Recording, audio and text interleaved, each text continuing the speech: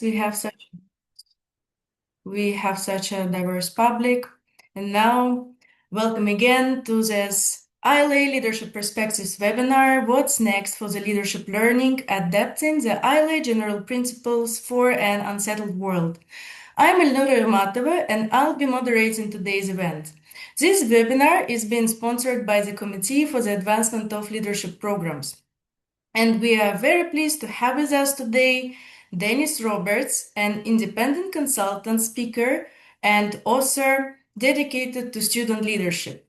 We are also joined by our very special guest from the Committee for Advancement of Leadership Programs, Cassie Guthrie, professor in the Higher Education Program at Florida State University, and Jay Gary, professor of Strategic Leadership at Oral Roberts University. But before we begin, just a few logistical reminders. Your comments and questions are welcome. Please use Q&A and chat function to share your questions and comments as they arise. I'll be monitoring this and pose the questions to our presenters after their presentation. Please remember that all the Q&A and chats are recorded along with the webinar. And now I would like to invite Cassie Guthrie to offer a few welcoming words on behalf of CULP Committee. Thank you so much. And it's wonderful to see everyone here. And I'm seeing all of the chat. And I am a part of the Denny Roberts fan club as well. And I want to acknowledge, I see that everywhere. And he's probably shaking his head like, oh, Kathy, you shouldn't say that. But I love to be able to welcome everyone. The Committee for the Advancement of Leadership Programs is a committee that we are very engaged in ILA, and we were actually convened by the board back in 2022. And actually, Denny was one of the first members, as was Jay. And so it's just, we're excited to be here. But this committee is really focused on how do we advance leadership programs, hence the name. And one of those ways is through the general principles, which we will get to dig into and really talk more about in this webinar, but a little brief history about the general principles. Back in the early 2000s, a group was convened to really talk through what do we need to really help, support, guide individuals who are interested in developing leadership programs. And so in that time, it was about 9 years later, they came out with some guiding questions that was just really critical for the field. And since then, there was a task force in 2019 that reconvened to look at the questions. And after a few years of work with global scholars, practitioners, educators, came up with the general principles. You'll see that there are five main areas, which I know that we'll talk about, but those five areas have been consistent through the first guiding questions to the general principles. And then recently, which I believe that there is going to be a link to the general principles, there is a new version that came out that Denny was critical in revising and giving thoughtful guidance and how to update it for this context and this point in time, just 2 months ago in March of 2026. And so thank you all for being here. And I'm excited for this collective conversation about moving forward. Thank you, Cassie. And now let me briefly introduce the structure of today's session. We will begin with why urgency matters now, and we will look at the critical juncture facing leadership learning today. Then we will move on to the what has changed and look and consider the global context leadership programs must face. With an turn to the educator's responsibility with the key shifts educators must embrace now. And after that, we will open the panel discussion where we will explore how the ILA general principles can help us think through the challenges before us. Then we will close with the conclusions and the Q&A session, and also share a few updates before the webinar concludes. And with that, I would now like to give the floor to Danny Roberts to begin with our first question. Why does urgency matter now?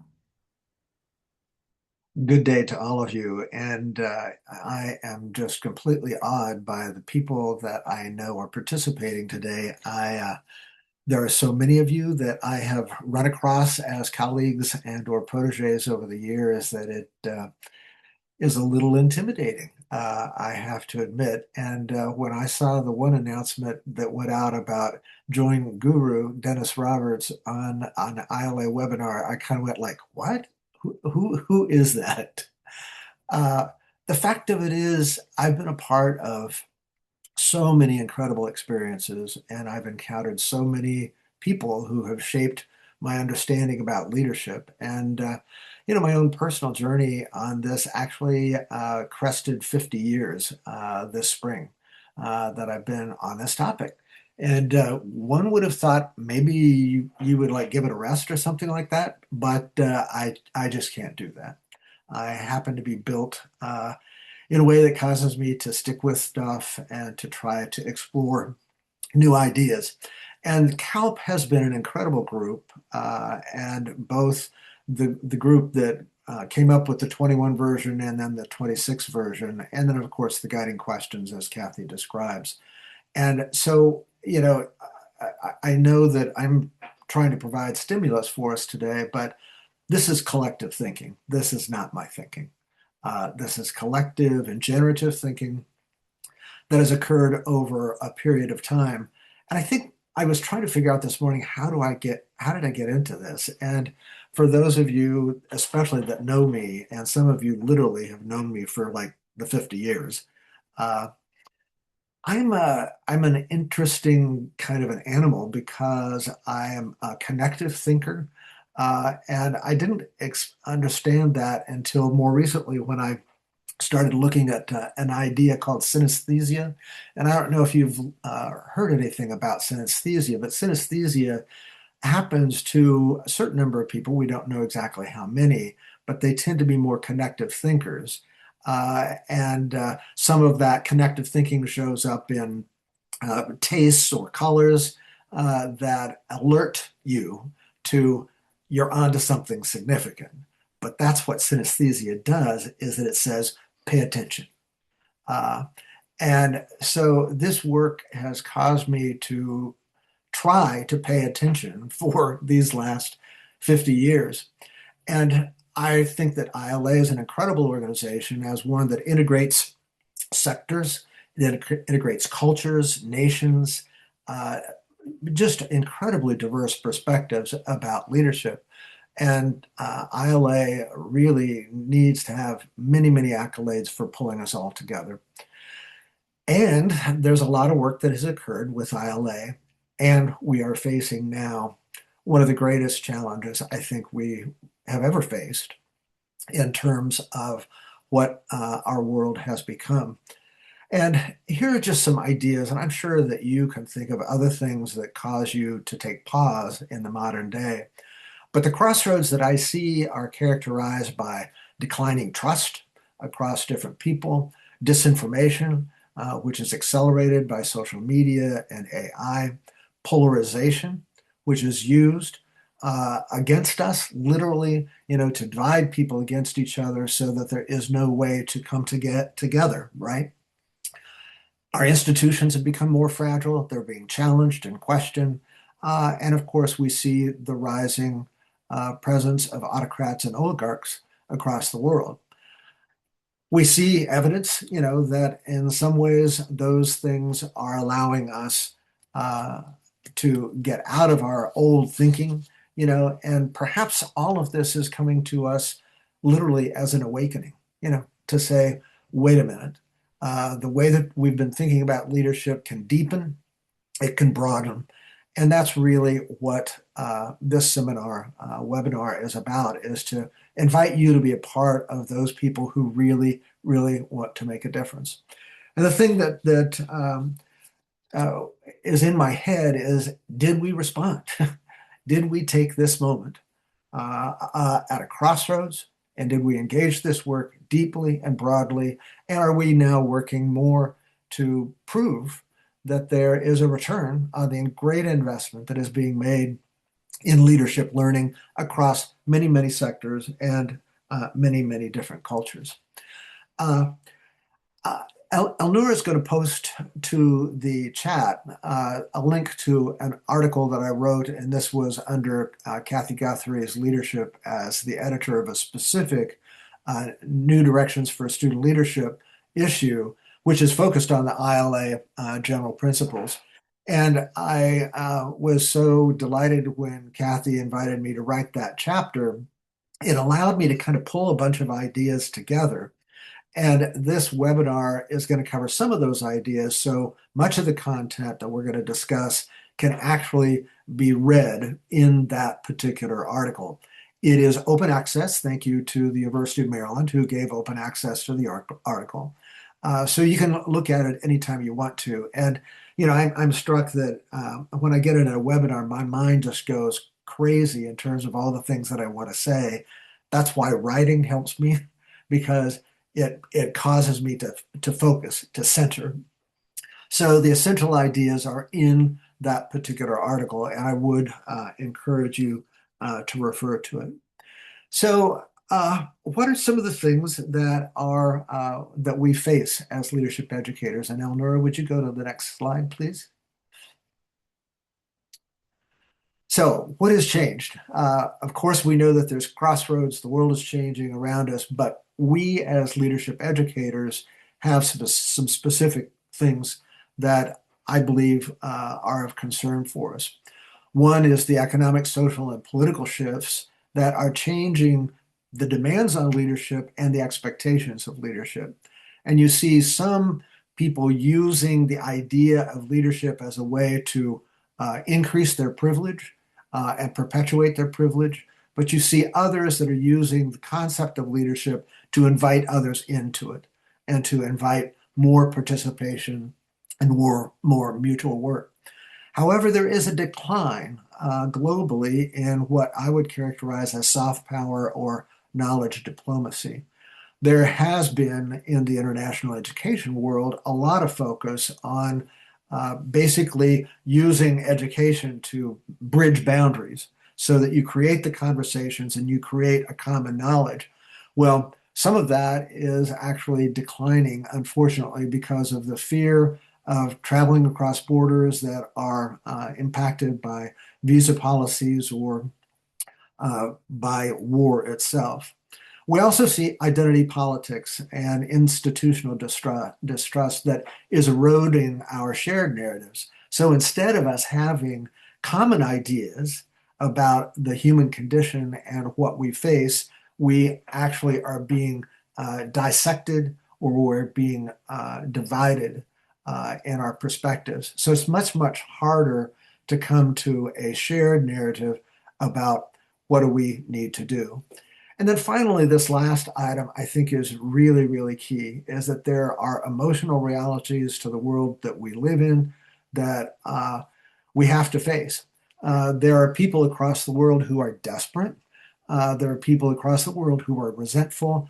And then most of us are striving for hope. I tend to be one of those people that I'm drawn to things to read or view that give me hope, that tell me that things can be better. Uh, but the balancing of those ideas, even as we're hit with media that identifies the difficult things that are going on, I mean, where do we find hope in that? And where do we help others find hope in their life journey? And I think that leadership educators have an incredibly important responsibility here to recognize the reality of desperation and resentment, but also to lift up the hope. So, how do we address complex issues and actually come to a place where we can make a difference? This framework, I've noticed in my own experience, has become kind of a reflective observation thing for me. And the reflective observation really comes from the 20th century educational philosopher John Dewey, who talked about instrumentalism. So you talk about instead of learning being divorced from your experience, the critical thing to do is to connect them.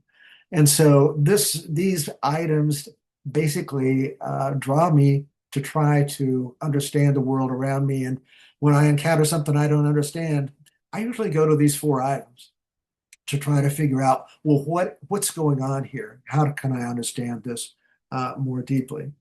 So I know that Elnora has some more comments as well about what has changed. So Elnora, chime in here. What would you add to this list? Thank you, Danny. So I think that when we ask what's next for leadership learning, we also need to look at the several different social philosophical forces that are shaping the mindset of today's leaders. It's postmodernism, achievement society, consumerism, information society, and many more. And these conditions do not only challenge leaders, they also challenge us as leadership educators. And I think that is exactly why the ILA general principles for leadership programs matter so much. They remind us to begin with the context, because leadership learning must respond to the realities people are actually living through. It also reminds us to build a strong conceptual framework because fragmented times need coherence and not disconnected topics. They remind us that the content must address real leadership challenges and not just a fashionable language.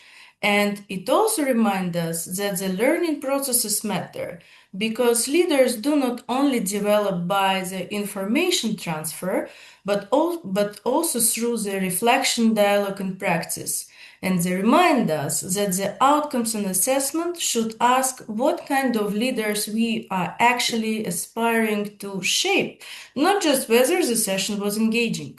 So I think that ILA general principles give us the foundation for thinking more carefully about the context, purposes, learning, and outcomes in the world that is becoming more fragmented, more demanding, and more unsettled. So that brings us to the next part of our conversation. What is the responsibility of leadership educator now? Danny. Thank you, Elnora. And I'm not watching the chat carefully, but I do see a couple of them pop up. And one person raised the question about, well, where's followership in this?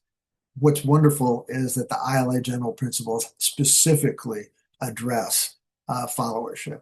And we talk in the ILA general principles about the continuum. So this isn't you're a leader, you're a follower. It's a continuum that we all flow across as we engage in trying to make a difference. So things like that are actually involved in the ILA general principles. And I think once you read them, if you've not read them before, you'll find a lot of food for thought there. So, and I apologize for not being able to follow all of the chats. I'm trying to focus my thinking so that I don't get too distracted. But I know that Kathy and Jay and Elnora will catch much of that during the panel discussion too. So, what's our responsibility now? Well, I think we must do what we've already begun to do, which is to move beyond heroic leadership. And this means moving beyond this whole leader-centric kind of an idea that it's all about the leader that is directing other people to make things happen. That heroic model we see mirrored not only in conversation, but we see it in gobs and gobs of media. So media basically perpetuate this idea of the power of the one. We also need to shift from control to responsiveness.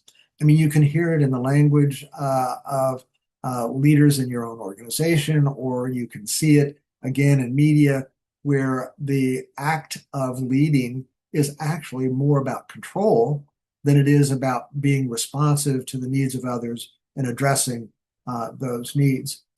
And then the idea here of being able to replace the polarization with partnership. I struggle very, very much, as I'm sure many of you do, to talk to people sometimes that have a dramatically different idea of where we are as a nation or as a world.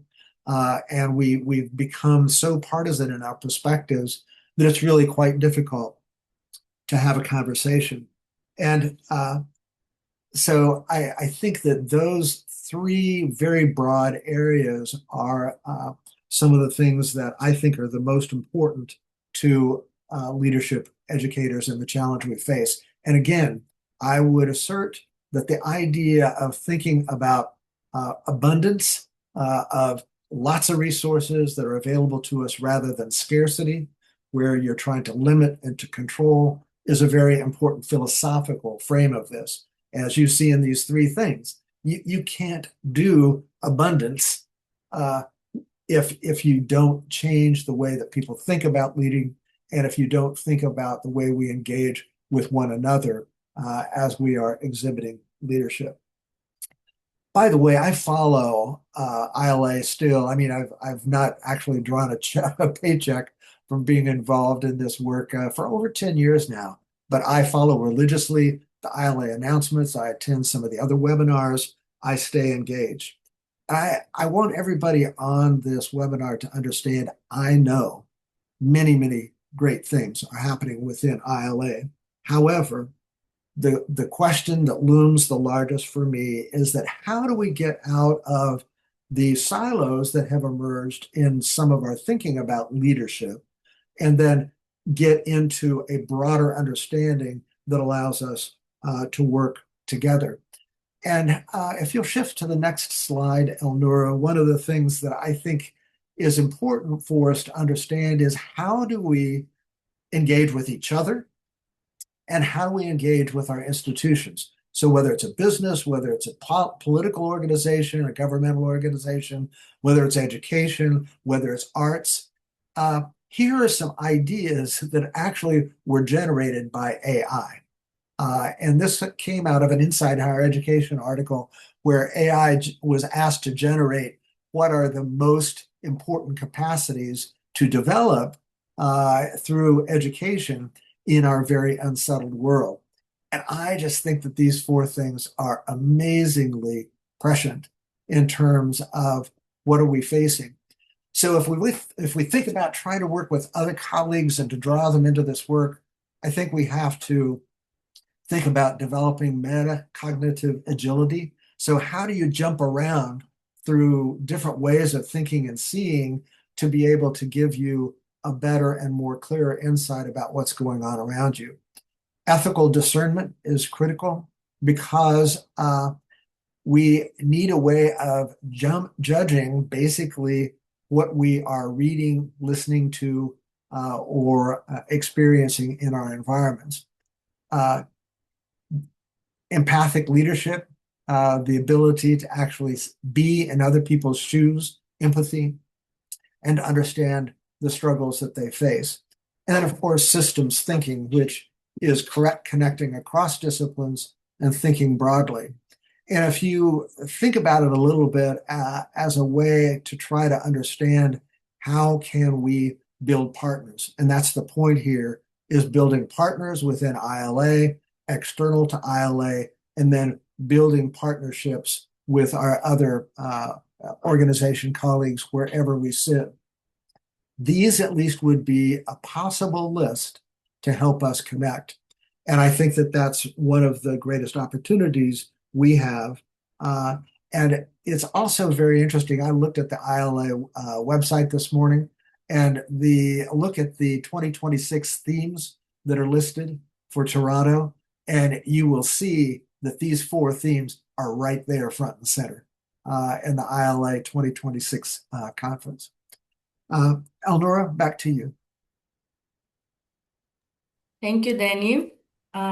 So, if the responsibility of a leadership educator now is to respond to disruption, then we also should think what should leadership learning actually be trying to cultivate. And leadership learning cannot simply respond by adding more technical content. It must respond on the level of mindset, imagination, judgment, and human formation. So, this for me points to several future oriented goals for leadership learning. And the first is a shift to what Byung-Chul Han called vita contemplativa. And it is about the disciplined capacity to pause, to attend, to interpret, and to see clearly before acting. A second goal is cultivation of human potential, what we might carefully call as becoming a superhuman. And I do not mean it in a sense of heroic leader or glorification of power, I mean it in a more demanding and ethical sense. The human capacity to transcend passivity, conformity, and shallow adaptation. And in that sense, leadership learning should not produce merely functional performers. It should help people grow beyond their reactive existence towards a richer form of human possibility, and always in keeping in mind the ethical grounding, humility, and responsibility towards others. And that leads us to the third goal, the establishment of what Nietzsche called a noble culture. And a noble culture is not about elitism, status, or superiority. It is about cultivating the higher quality of inner and collective life. It is also about moving beyond the crude performativity and toward what we might call the beautiful judgment. Decisions shaped not only by the efficiency but by meaning and the care for consequences. And in that sense, the noble culture of leadership asks learning to go beyond preparing people just for succeeding in the existing systems. It also asks it also asks learning to form people who can elevate the quality of those systems ethically, intellectually, and relationally. So, if we speak about the contemplation, the human potential, and novel culture, what can um, help us to see it in a lived form? And one powerful answer would be the arts, because the arts do not merely express the culture; they also shape it. And in a fragmented world, arts can help to restore the unity of experience. This is also where the ILA general principles come alive most clearly, because examples of art remind us that leadership learning is always shaped by the context, and that meaningful content must engage with the deeper human and social questions of the time, and also that learning must reach beyond the information into the reflection and formation. And so, to make this idea more concrete, I invite Dani to share more examples that can illuminate how art can help us to build this kind of noble culture of learning that we are aspiring to cultivate. Dani? Elmer, I'm so moved by the way that you think about arts and its relationship to leadership. And for all of you that are on this webinar, the point here is not to say the arts is the only way, but to say that arts is perhaps an area that's neglected and can be actually, we can pay more attention to it and have some great benefits out of that. I actually became acquainted with Elnura through the Arts and Leadership group of ILA. We encountered each other there. I was attracted to her ideas, so we corresponded, and so we developed a relationship. I want to draw attention to a specific example of noble culture in the arts. And I don't know if you're familiar with the Simon Bolivar Symphony Orchestra of Venezuela, but I had the opportunity a couple of summers ago here in Chicago to attend a performance of El Sistema, which is a youth empowerment initiative through music that has been directed by Ricardo Dudamel. And you may be familiar with Ricardo Dudamel, has been the conductor of the LA Philharmonic and is moving to the New York Philharmonic. Well, El Sistema is this amazing thing. And I'm asking Elnora to post in the chat a link to a description on the Simon Bolivar Orchestra for your information. But even more so, I'm asking her to post a video of Dudamel conducting the Orchestra Sinfonica of Venezuela.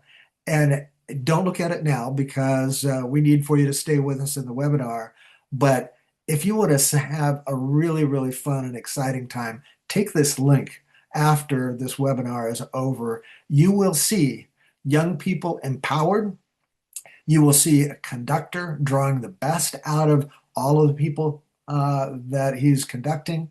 And you will see an energy and a hope that is really, really energizing.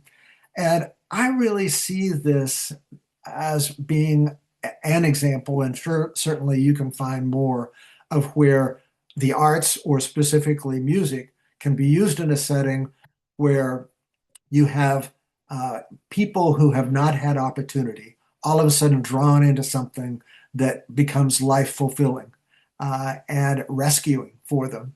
So I would encourage you to follow those links and learn more about it. And I think that in very, very interesting sorts of ways, going back to some of the references that I made earlier, El Sistema really does address the four elements that we started with, which is economic, social, and political strife, knowledge diplomacy, identity politics, and desperation, resentment, and hope. And if you use those four ideas to basically reflect on the Simon Bolivar Symphony Orchestra, I think you'll see what I mean. Uh, my part in terms of providing some stimulus for you is now over. I'm going to probably jump to the chat as our panelists get started in the conversation, see if I can pick up some pieces that I might be able to draw back in when we get to the end of the webinar. So thank you, and the floor is back to you, Elnora. Thank you, Danny. Okay. So today's conversation made it clear that the challenges facing leadership learning are not marginal but foundational, and this is exactly why the ILA general principles matter so much now. So if the principles are not a fixed formula but a living compass, then the question before us, how do we operationalize them in a way that are both principled and practical in our today's world? So with that, I would like to open our panel discussion and invite Cassie and Jay to reflect on this topic with us. And the first question is, we highlighted today that business as usual leadership learning is failing due to decline in trust and institutional fragility. How can we operationalize the ILA general principle context questions to invite organizational buy-in and partnership? So, Cassie, Sure. we can start with you.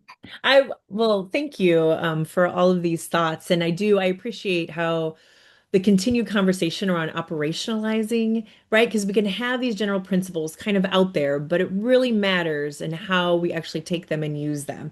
And I know that earlier in the chat, it talked about the new directions for student leadership issue that Denny did the great last article talking about the future and a lot of content here.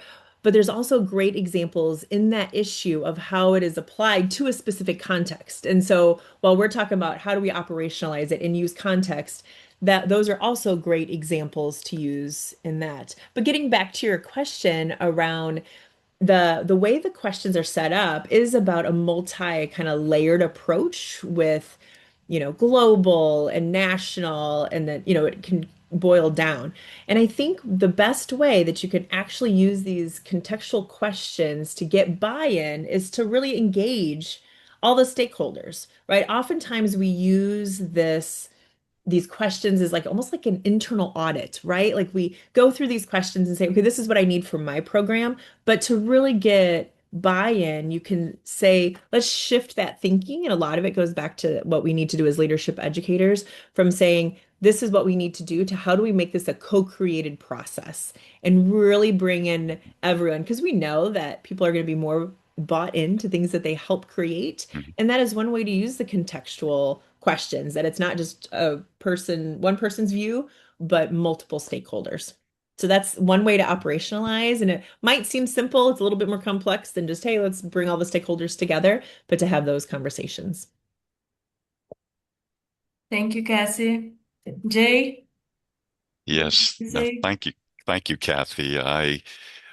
I became an accidental academic about 20 years ago, and I was fortunate in the process. The dean that brought me into a school of leadership was on the first exploratory journey of the ILA toward its guiding questions.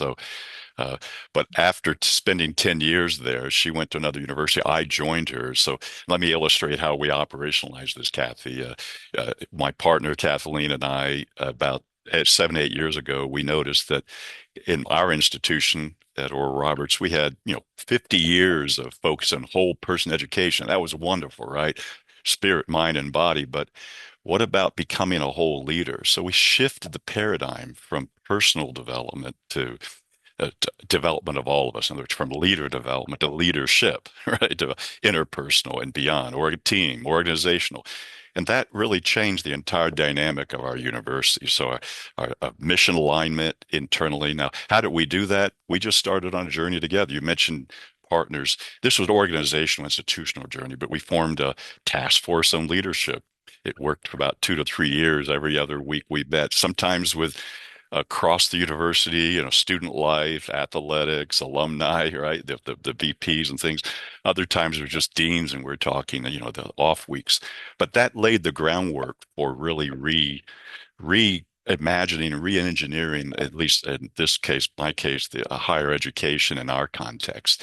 And ILA was a vital part of that with Kathleen's experience in ILA, and I came in later with you and Denny in 2022 or whatever. It was just quite galvanizing. So I think that's the goal is to contextualize and then to move it into institutionalize and of adaptive planning and other things. So every year we're looking at incrementalism, not just radical transformation to get the benchmarks, leadership across the university.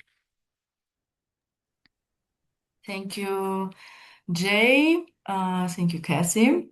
Um, and then our next question is the content principle emphasizes inclusive and sustainable communities and principled universalism to increase consensus.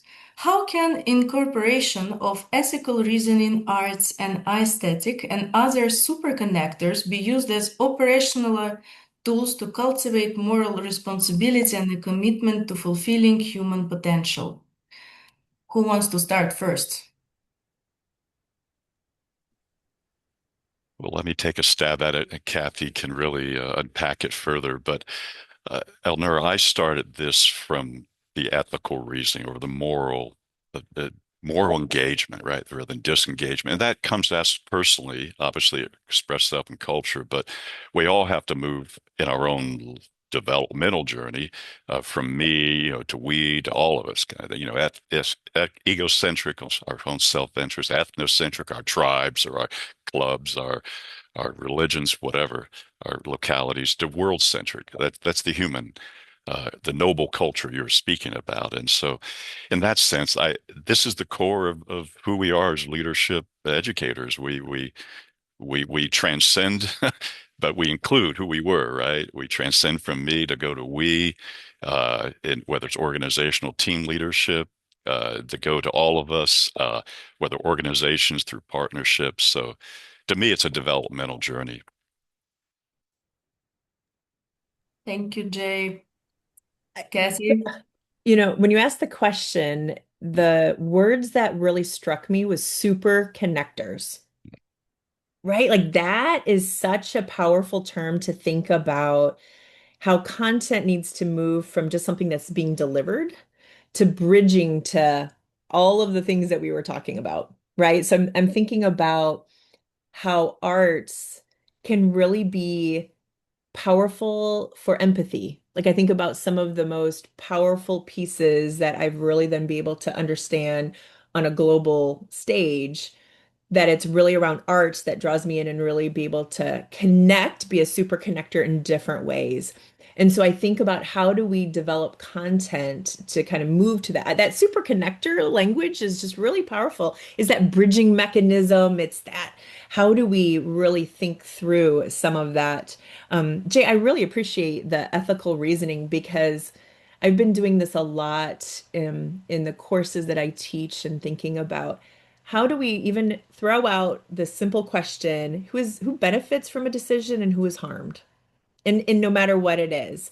And so I think that even operationalizing some of the content questions to be a super connector, you can tell I love that, right? To really bridge into some of those other spaces is where we need to go as we think about the future of leadership learning and how we're developing it. Thank you, Cassie. Yeah. It's a lot to reflect on. Um, we come to the learning principle, and the learning principle emphasizes creating a trusted space for active questioning. When polarization, identity-driven decisions, and the erosion of shared narratives drive us apart, how can educators help learners reconcile the emotional realities of deep-seated distrust and uncertainty while teaching leadership without claiming to have all the right answers? Cassie? Woo, all the right answers, right? I mean, I think that that has been a misnomer, but yet we still see it. Denny, you had mentioned about we see that sometimes in the media quite a bit, right? And so how do we work with learners to first, I talk about complexity a lot, right? How do we normalize complexity? How do we really think about how leadership is about holding and being aware, observing, and then holding some of those tensions and those tension points and normalizing that that is what happens, especially when we think about how rapidly context changes. And then how do we create learning spaces to kind of normalize that and saying, like, leaders shouldn't have all the answers. Nope, they shouldn't. But how do we say, yes, it is complex and we need to think through, and in a moment it can shift. And then how do we be able to take that all into consideration. And so I really think about not having all the answers, but then how do we hold those tensions after being aware and observing and then responding to it, right? Because we have to really be aware and understand what's happening to then be able to respond. So very like kind of out like very theoretical, but when you think about it, well, then how do we operationalize that? We have to take into context, into consideration, and how we are able to move forward with that. Thank thank you, Cassie. Oh, it's a lot, right? It's like, but it's Yes. really hard to think about through all of this. I mean, we're all in this together, so we're all trying to think of it. But that's where my head's at right now is about that normalizing complexity and that no, we don't. We are holders and we care for it. And then how do we continue to talk about it, right? And Mhm. reflect.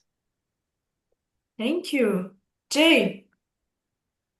Well, it's a compl dealing with complexity means we have to manage multiple maps, but we don't normally come to that because when we were young, the world and we take it unreflectively. We don't deconstruct it. We take the symbols as truth, right? Rather than the signpost to something beyond that transcend. It was Paul Ricoeur, the French philosopher, that really unpacked for me the hermeneutics of the self. We study ourselves. And he said, first, naivete, we're unreflective. And we think the world, we're ideals in terms of the world's idealistic from our point of view. And what we see is that. But he mentioned we go to the desert of criticism or critical consciousness. We start to question. I just had a doctoral student write a book on question everything, and he was in a change management concentration. And he said Cotter's point of eliminating resistance is all wrong. Resistance is a systems, Denny, that the system, it's a sign that the feedback systems are incomplete. So critical consciousness is vitally necessary. And I've often asked in my students, how do we move from from naivete to critical consciousness? But, having faith in the word or trust that leads to distrust of the other. To critical consciousness, you start to unpack and deconstruct. How do we move to a second naivete Ricoeur called, and that's post-critical mindset. It's not that return to childishness, but it's a turn to a mature relationship with complexity, with diversity. And it's uncertainties there, but we strive for clarity of who we are and who we are with others. So that's how I would unpack it. That's so powerful, and I think we all will need to really wrap our minds around complexity point, especially that.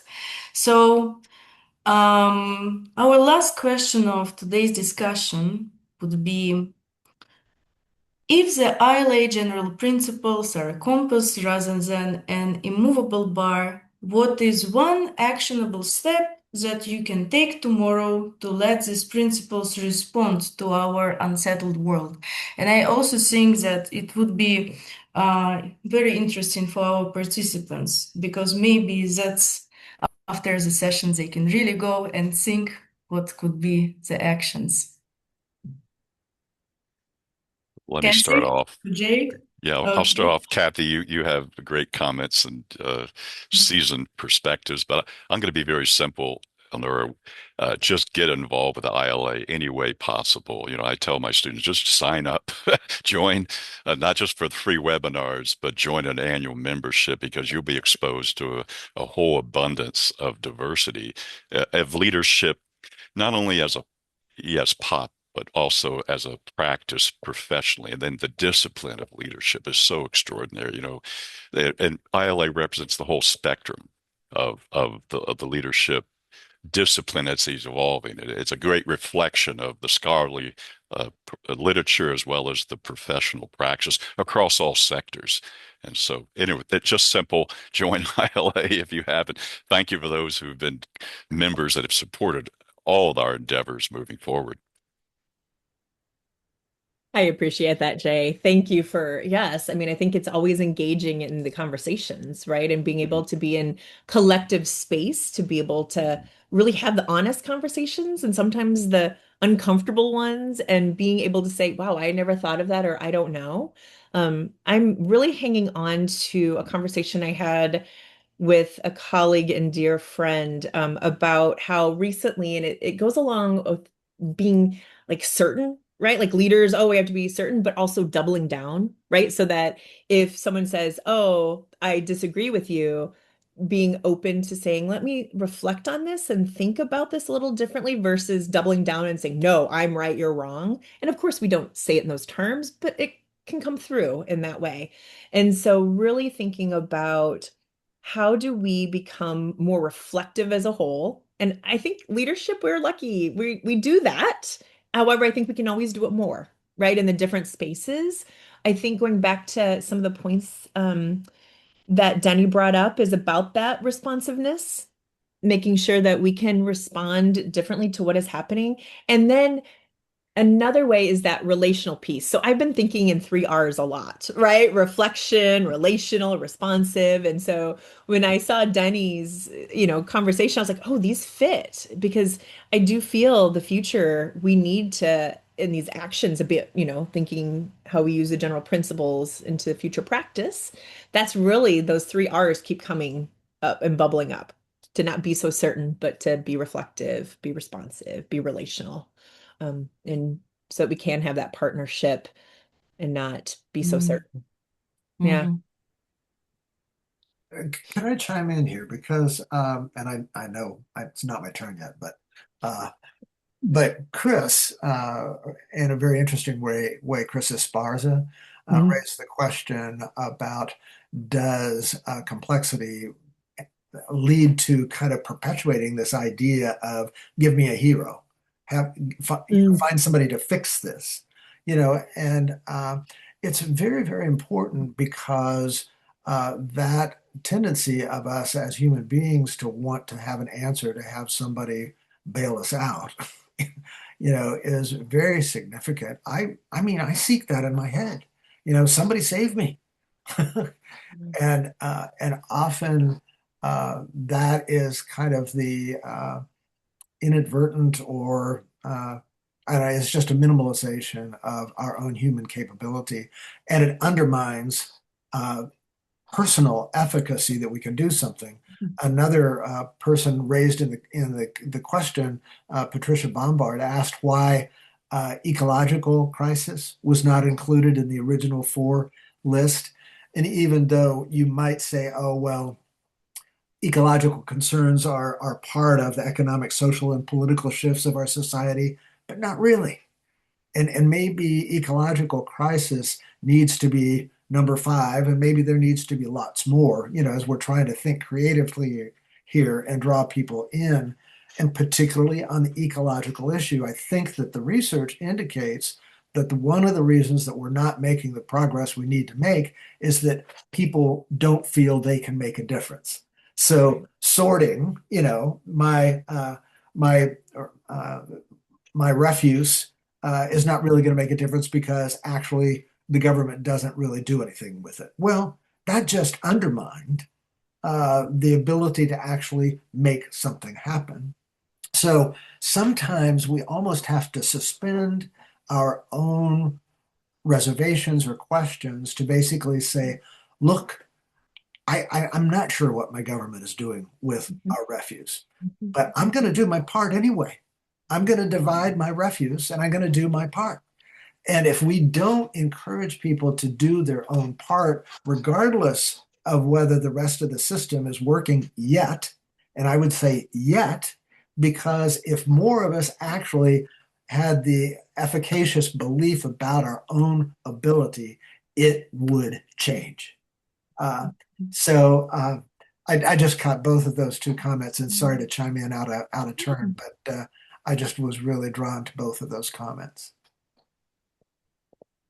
Yeah, in fact, this is your turn also to share your reflections on the whole discussion that we had.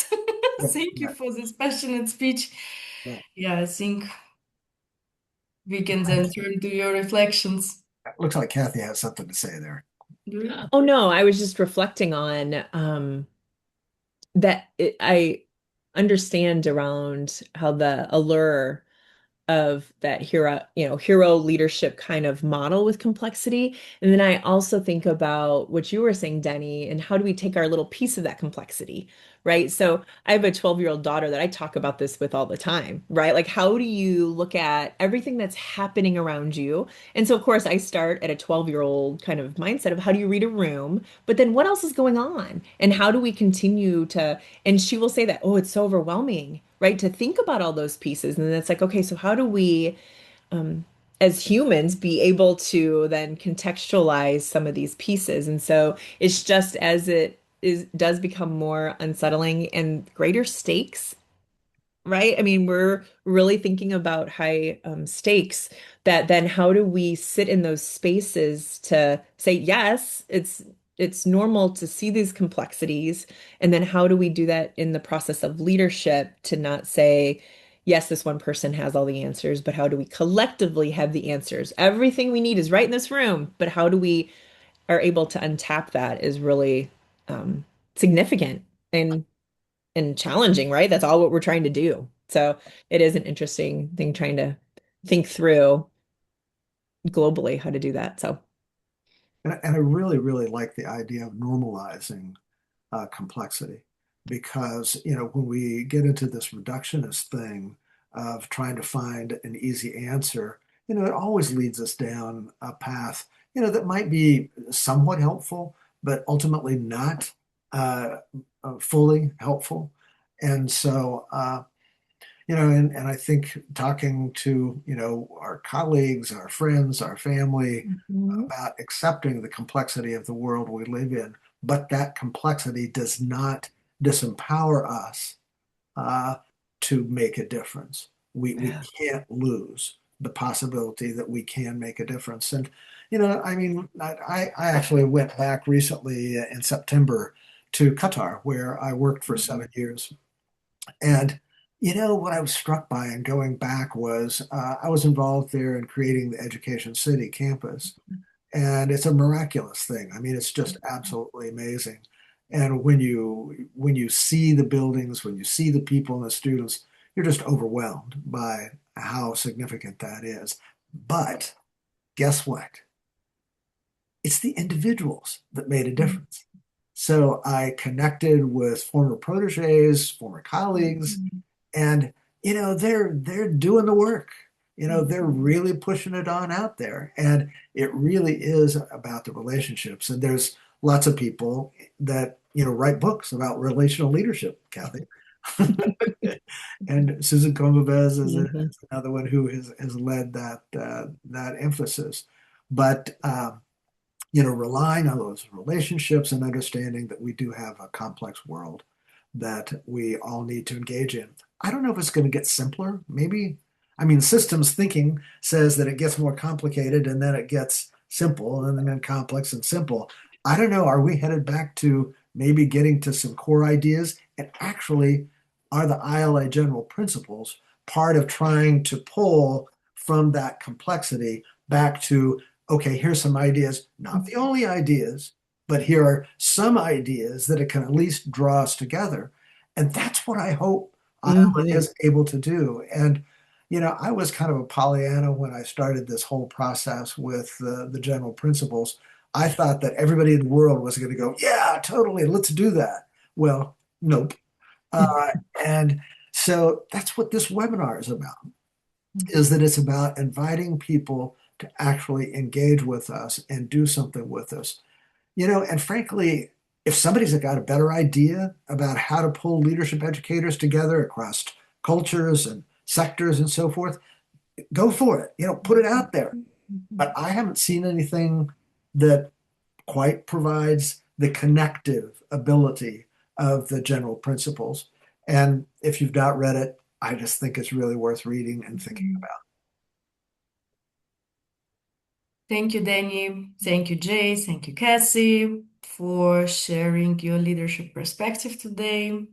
What we all can take away from today is that first, the ILA general principles remain a powerful foundation for leadership learning that we now have in the times of complexity and the uncertain times. And ILA general principles should not be treated as a formal checklist, but it is a living framework that we must interpret and operationalize into different contexts. And third, each of us can begin with one practical step. Return to our program, course, or the learning space and ask, where do principles already live and where do they need to become more visible? Where can we make them more intentional and actionable? And maybe this can be the way forward, not the quick answers, but principled leadership learning, grounded in context, supported and guided by the coherence and committed to human responsibility in the unsettled world that we talked about today. But before I turn back to Cassie, I want to remind you that ILA will be sending the link to this webinar recording in the next few days, so watch your email. Cassie, I invite you to share some concluding reflections on our discussion today.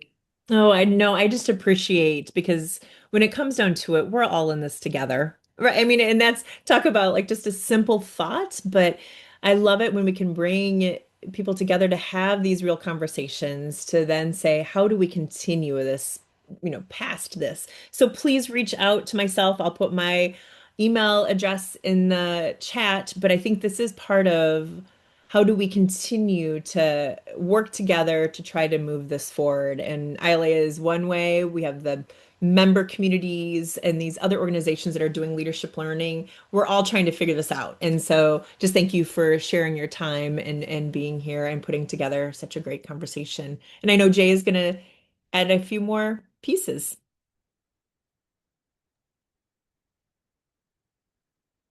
Jay, do you have some conclusions? Jay, you're muted. Yes, Lenore, Jay, if you're Jay, re if you're ready for Jay. me to wrap up, we'll wrap up. But Uh, we shall have also the Q&A before that. let's do that Yes. then. Let's go Q&A. Very good. Yeah. Yes. So we have one question from Barbara Crosby, and she asks, what are panelists' thoughts about moving from tribal affiliation to world-centric, especially in social media-driven discourse? Mm.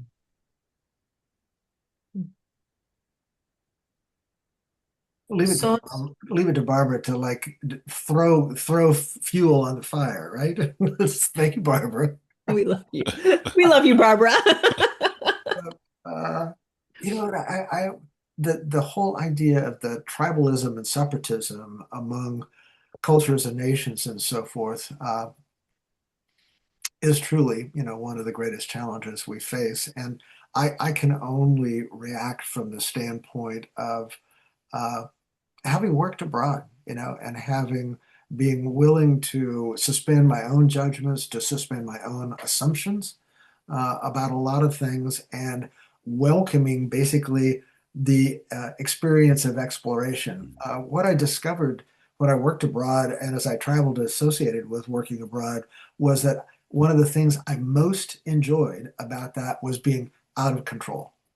Now, isn't that a weird insight? But I loved jumping on a train, thinking I was going someplace and not being able to really know how to get there, but trusting that somebody along the way would help me. And that ultimately, when I got to my destination, whether I made a reservation or not, I could find a place to lay my head. Okay. That sense of being out of control reinforced for me that there are people out there everywhere who are willing to engage and to work together and to try to make a difference. So it's a very simplistic response, Barbara, and I apologize for being so simple in that. But I think that much of my learning over the last, literally 20 years has been more about being comfortable with being out of control and loving every minute of it. Yeah, Barbara, that's a probing, amazing question. I come from a private university, of course, that's religiously related, and it's it's a quest to go beyond ourselves, right? To think about the outsiders, not just insiders. And so I have to reflect back on, in this case, the church. How did it start? It started by looking outside. Paul went outside to entitle those who were unentitled in on the context of an empire that was oppressing, both Jews and Gentiles. And so he disrupted power dynamics. So the question to me is, how can I do that in my context to move us beyond religious authoritarianism, whether it's Iran or the United States or any other context? Our world, we know we're disrupted by immigration. So I just empowered a doctoral student to write a book, Immigration 2050.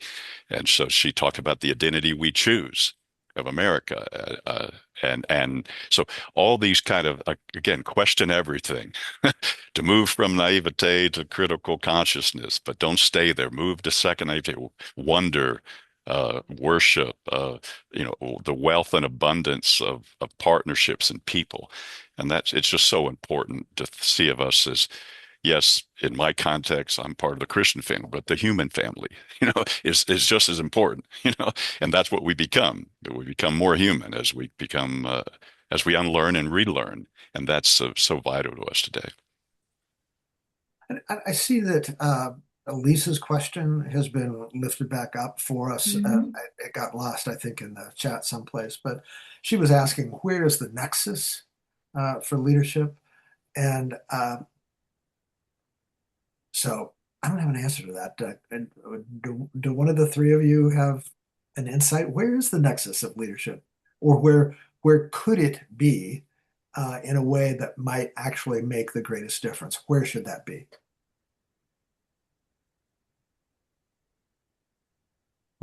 Let me personalize it, and then I think we could talk collectively. But the nexus, Lisa, is you.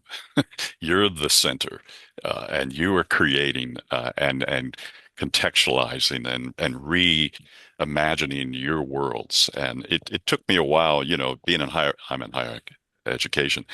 I was focused on my programs and what I was doing, and then I came into another university here, and I had to think across silos, cross-functionally of divisions, and think in terms of all sectors. I have a doctoral program that gets people from all sectors, not just education or other fields. So the nexus, you are the nexus, and you are together with others. And the way you build your professional networks, personal, professional, is so vital.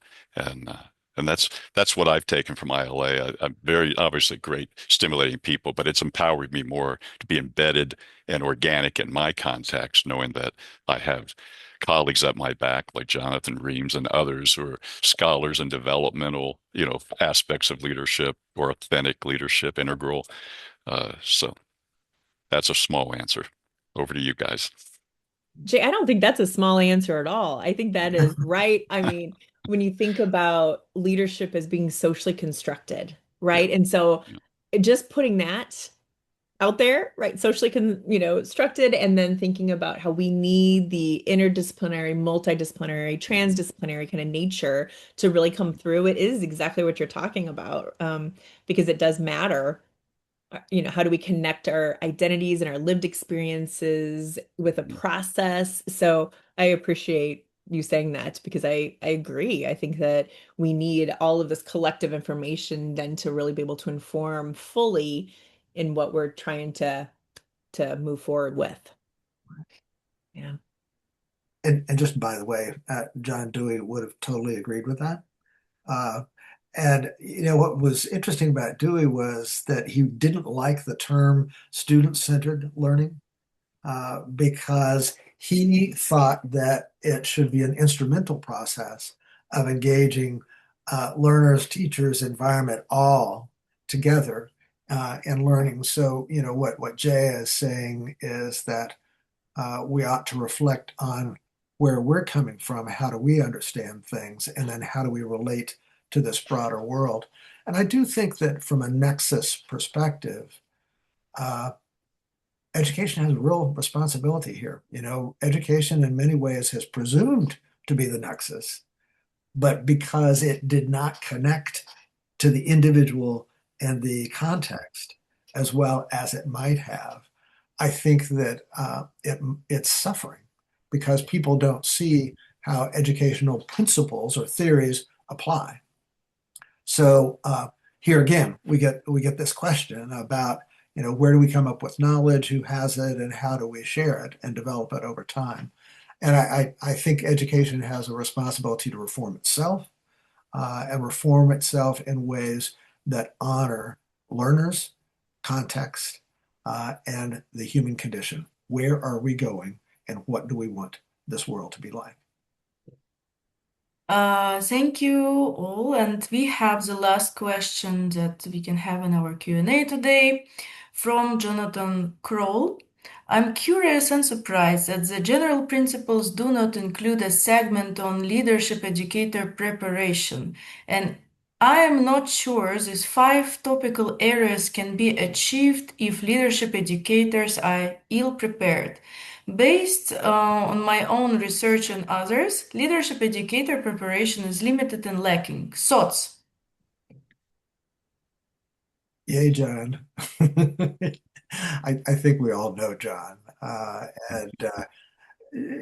John, point well taken, and I think that there are places within the general principles that would allow for the insertion of the importance of preparing leadership educators.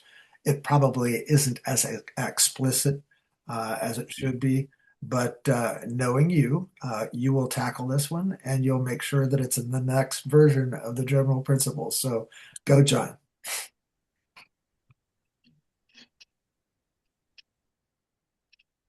Jay, Cassie, any thoughts? That was beautifully said, and I do think that there are pieces in throughout the principles, and that could be always more amplified as we continue to try to turn especially the leadership educator discipline and profession to get it so it's more developed. So, yeah, I appreciate that. Jay, closing thoughts? Well, we talked about nexus. The nexus is us and you, Barbara, and all of us, but it's also those emerging in our midst. And so we're all the leadership, the learning is an intergenerational community, right? And we have to make space for others.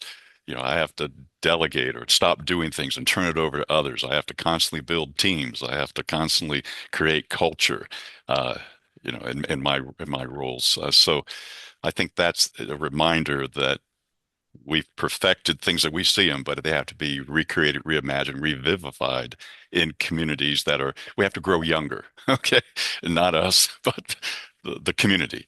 And Mhm. that's what I'm looking forward to ILA, as we move forward to see a continually new generations coming in. Yeah, not just millennials or Gen X, but Gen Zs and Gen Mhm. Alphas, and we need to call people to this community that's leading, not just not just in academics, but in a popular way, in a professional way, and then of course the discipline in research. So, Thank you, Jay. Thank you all. Thank you for this great session. Thank you for sharing your reflections. Thank you for all our participants to sharing their comments. We will definitely read through them more carefully. And now, Jay, I would like to invite you to share the updates of the ILA committee. all right. Well, it's been an amazing time. We thank you, Elnura, for leading us through this maze, this maze way of an unsettled world to a world where we have clarity and identity that's not exclusive but inclusive. But thank you for that, and I want to thank the panelists. I want to address you that are listening to this right now, and particularly, we've had an amazing chat. And if you go over to the chat, and it says everybody, and there's three dots. You can save the chat today. It won't come out with the recording, right? But if you want to save the chat, you can do it. Just the three dots, save chat. It will go on your device, and you can read it that way. So, well, here's a link for you that Kathy and the Denny mentioned. He contributed to it. They did a special issue last fall on new directions for student leadership. They unpack the general principles. So it's vital that you get in touch with that.